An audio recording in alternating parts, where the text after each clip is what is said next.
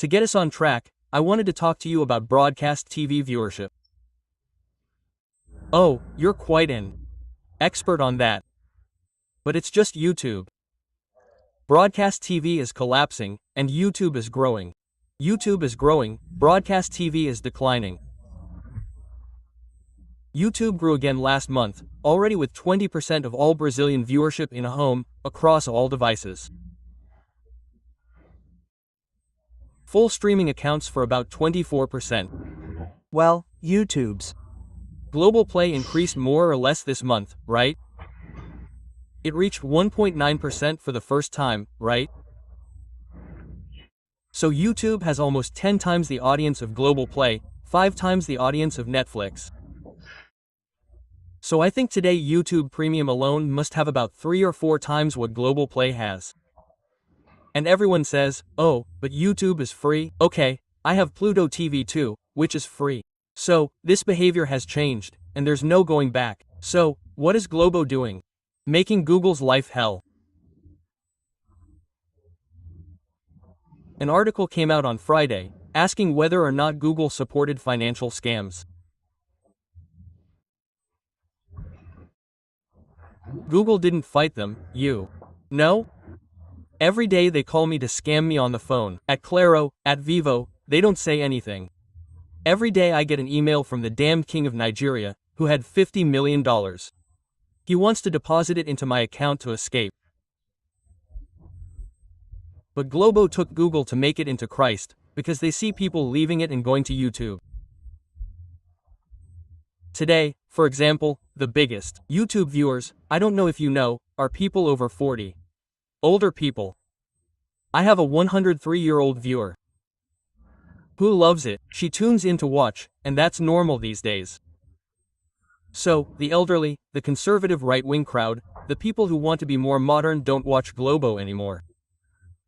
So now they've invented the TV 3.0 story.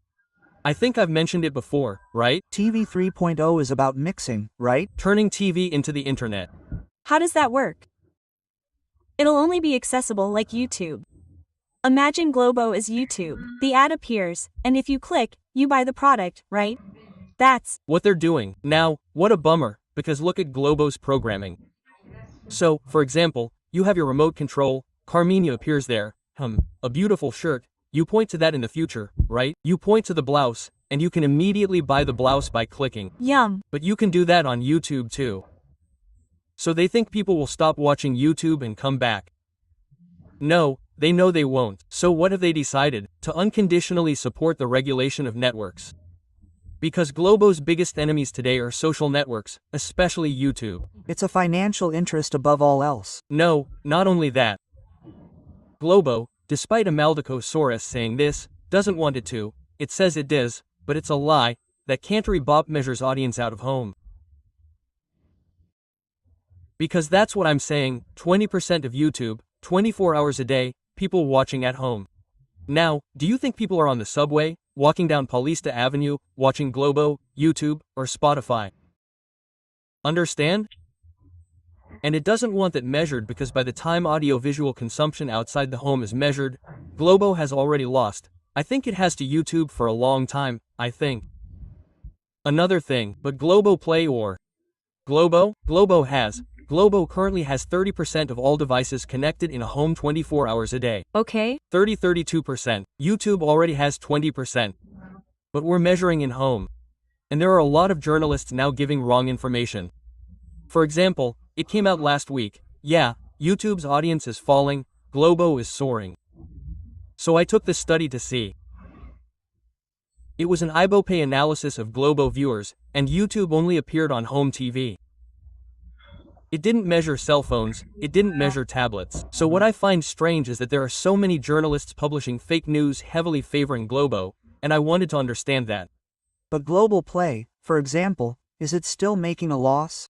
I think it stopped making losses, but it has already made our $11 billion in losses since its inception in 2007. And how does it pay that bill? It will never pay. Like Netflix, it took 10 years to make its first quarter of profit. It will never, perhaps, recover what it calls turnover. I don't know what it's called, which is when you recover all the money you invested and start making a profit. That will never happen with global play. The return on investment for investors. It will never receive that again. And what it's saying now is that if you subscribe, of course, you get global play for free. Yeah. Yeah, so they're changing everything to split the revenue. No, and PIB isn't being included, which is an American streamer linked to MSNBC, which says it might, one day, become a partner with Globo, because I talked to Globo and they said, I have documentation, they'll never be a global player. They have to speak everything in English, they don't want to be a global player because they can't. And Globo's biggest screw-up is when 2000 comes around. 17, not 17, right? 2014, 15, 16, that Netflix insists Globo be its partner. They say, give me all your soap operas, I'll subtitle them, I'll show them in Zimbabwe, in Slovenia. And Globo said, no, we want our own streaming service. Then they say Netflix spent 2 years saying, no, build your own Netflix, launch it here in Brazil, let us launch it, we'll take care of it. Because Globo's biggest loss today is its streaming infrastructure. So when a streaming show's ratings explode, I don't know if you know, it's more expensive for Globo.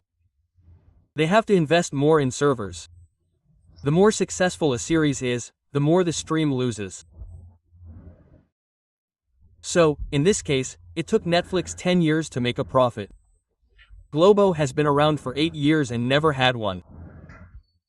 Oh, is it true that Globo's rejection rate is also higher than ever? Oh, it's never been that high, never has, but they don't show any research on this, right? So, people, they have that famous line from Willem Bonner's rant, right? Saying, oh, I can't go to the bakery because people look at me on the street today and start cursing me. Now, there's a chronic problem on the right, because Globo News ratings, let's say it's the most detestable thing I've seen today, have already reached 0.08 of a BOP point this month. This month, they've already said, it exploded, it looks like it went to 0.1, it went up to a demo of BOP, right? And no one watches Global Play, Globo News, but the right wing won't shut up all day long about Globo Play. Oh, why Natusa? Oh, why Daniela Lima, Mortadella Lima, I don't know what. Global News has more space on the internet with people talking badly than its own audience. Now, do you think Globo's and TV's audience in general has fallen? Globo's because of the content or the internet? Yeah, both together. I'll see if it's falling, it's falling. Globo's audience has fallen in the last 20 years, 38, 39%. But why do you think this is happening? Is this phenomenon because of the internet or because of Globo's content? Because of the internet and because of Globo's content. And there's another measurement that IBOPay doesn't do, which would be even more humiliating for Globo. They don't measure how many people are watching the soap opera right now with their cell phones in hand, and it must be 90%. Nobody puts their cell phones away anymore. Yeah, people are writing, they don't measure that. While you're watching. So you see, TikTok already has half the audience of Netflix and is considered a streaming service. They increased the video length. Before, it was 1 minute, now you can do up to 10, now. It's possible to do something good and even compete with YouTube, right? What they did. Are you listening to me now? So listening. Trash. I think it's the worst. You don't like TikTok? I hate it. I even went to the board of directors. They're all UFRJ supporters. Another one is activists and I don't know what. You can't write anything. Did you know that if you put the emoji in a sentence like the bread one, they remove your comment?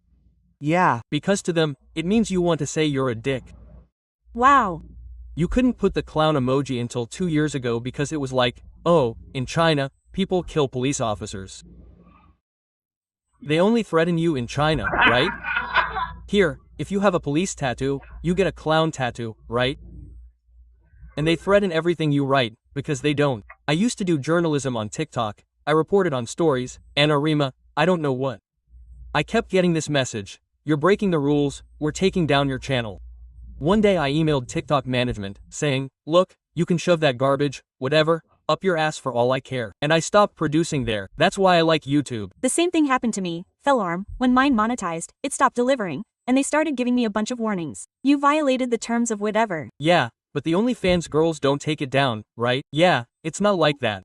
I saw an Italian woman, I've said this several times, the woman doing a live stream where you could see her labia minora, labia majora, labia media, everything. And then, if you say anything, I saw a girl selling drugs on TikTok Live. And I reported it, and the response was this: she didn't commit any accusations, she's not guilty of any of this. And they're getting worse and worse, because I think TikTok has now implemented China in Brazil, and it's banned in China. You can't access TikTok in China because there it has a different name, it's designed for education, culture. The algorithm is completely different, right? No, here it's unbearable. I mean, you can sell drugs, you can show everything, but you can't, if you make a lot of threats, all the time. And there's a bigger scam. He has a thing called, "Are you on TikTok?" Thank God, no. Creator Fund, do you remember that? Yes. Creator Fund is the monetization they give. Yes. So, when you start getting scolded like she's getting, they start lowering your pay. The maximum they pay is 0.15 cents per 1,000 views. Right? Then the Brazilian girl got 200 million views, and I think hers was 0 volts something. I know that if TikTok paid her for real views, because first they filter, saying, oh, there were 200 million, but only 80 are real. I don't know where they get them from. Quote. Yeah. And I know she was going to get $8,000 for that video. When she got there, she received $400. She said, but how? Then when she looked, they had reduced her compensation from 0.13 cents to 0.001. That's it, folks. And she complained, and they said, oh, no, it's because there's a creator fund and we can't spend more than that. So, if you do really well, go viral, we can't give you all the money. There are more content creators. I mean, they make a lot of money, millions. It's one of the biggest advertising venues today. They create a little fence with a little money, and you can't go to hell. If you're successful, they'll reduce it to 15 times less than YouTube, right? Yeah, that's right, it's not worth it. You're working for a dictatorial company, right? And they're constantly threatening you. We're going to kick you out, you're not acting right. You, my Trin, a TikTok hater. My Trin is a TikTok hater. I have 90,000 followers, but I don't know what program you use. Now I've changed mine, stopped StreamYard and I'm using Restream. I don't know, have you heard of it? Yes. The image is great. And I'm paying an extra 20 for Restum, they already cut 10 clips of the live stream for me. So now, since I'm handy, I'll just upload it to TikTok, right? But for shorts, everything is automatic too. Cool, it does that, it does everything. You pay a little more, and I don't know if you know, right? YouTube is what brings in the most subscribers. Right? Short, it's short. I don't know why, but it's because it reaches a different audience, right? It reaches an audience that isn't yet on the channel. Yeah, that's right. You don't pay anything, right? Zero, it's more for subscribers to promote. It doesn't do much, right? No, we post on we have a channel for cuts, right? Which are videos, but otherwise we don't post them on other social networks. Then we have the people who make the cuts, right? From Jumbo, which is a bunch of profiles that he does everything, not a bunch of profiles, a bunch of people. Oh, you let them make cuts, and we pay them to do it. What are you? You're the one who runs the YouTube gossip. No, who is the one? Isn't it Escobar? Who is this guy who was a candidate for Pablo Marcal? And you became Pablo Marcal? Oh, that's true. Everyone says Pablo Marcal invented this story, but it was Andrew Tate who invented it. It's Andrew Tate in the United States. He lets people make money from it. No, you do this, then you have a championship. First, second, third, fourth place in all views in the competition. And then you pay these people. So, Marcel did this, and then they shot down his campaign for abuse of economic power, because there was no way to compete with a guy who was 24/7 on the internet. Only Marcal. True.